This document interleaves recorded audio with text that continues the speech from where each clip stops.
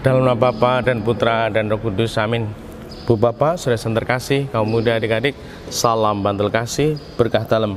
Kembali kita berjumpa dalam renungan harian hari ini Rabu 20 Juli 2022. Kita akan mengambil dari Injil Matius bab 13 ayat 1 sampai 9. Pada suatu hari Yesus keluar dari rumah dan duduk di tepi danau, maka datanglah orang banyak berbondong-bondong lalu mengerumuni dia.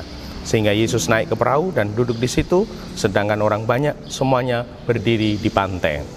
Yesus mengajar banyak hal kepada mereka dengan memakai perumpamaan-perumpamaan. Ia berkata, ada seorang penabur keluar menabur benih. Pada waktu ia menabur, sebagian benih itu jatuh di pinggir jalan, lalu burung-burung datang memakannya. Sebagian jatuh di tanah yang berbatu-batu yang tidak banyak tanahnya, lalu benih itu pun segera tumbuh karena tanahnya tipis. Tetapi sesudah matahari terbit, layulah tumbuhan itu dan menjadi kering karena tidak berakar. Sebagian lagi jatuh di semak duri, lalu makin besarlah semak itu dan mengimpitnya sampai mati. Dan sebagian jatuh di tanah yang baik, lalu berbuah. Ada yang 100 ganda, ada yang 60 ganda, ada yang 30 ganda. Barang siapa bertelinga untuk mendengar, hendaklah ia mendengarkan. Demikianlah Injil Tuhan. Terpujilah Kristus. Ibu bapak, saudara yang terkasih, Tuhan membimbing kita menumbuhkan keinginan sikap hidup kita agar kita sungguh mampu menjadi tanah yang baik, sehingga benih-benih kebaikan, benih-benih sabda Tuhan itu bisa tumbuh di dalam diri kita, bahkan berkembang dan berbuah. Dan ternyata salah satu ciri tanda pribadi yang menjadi tanah yang baik adalah, saya kutipkan, barang siapa bertelinga untuk mendengar, hendaklah ia mendengarkan.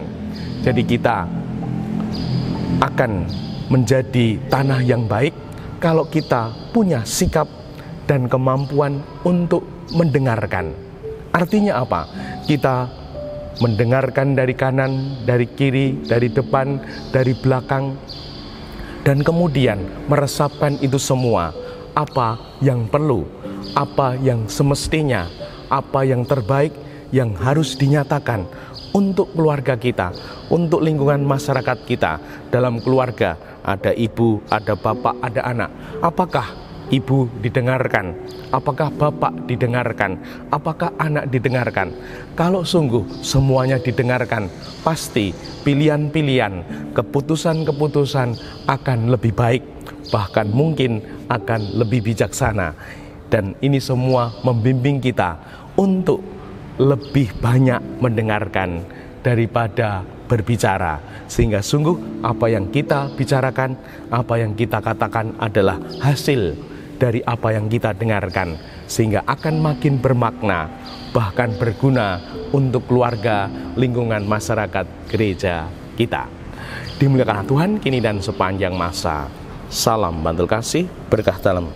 Nama Bapa, Putra, dan Roh Kudus. Amin.